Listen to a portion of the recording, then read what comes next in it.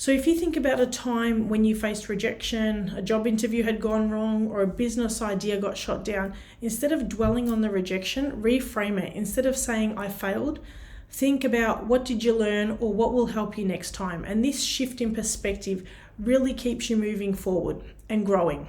If you spot the thoughts that can hold you back, or the whispers of you're not good enough, you're not smart enough, you're not capable enough, stop them, identify them, and replace them with empowering beliefs. So change I'm not good enough to I'm still learning and I'm improving every day. When we master our mindset, we can really master our life, and you'll overcome obstacles with greater ease and achieve your goals more effectively. So remember, it's not the challenge that determines your success, but how you perceive and respond to it, and that comes down to your mindset.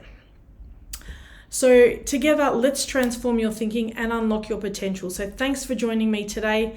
If you found this helpful, please like, share, and subscribe for more high performance insights, and I'll speak to you again soon.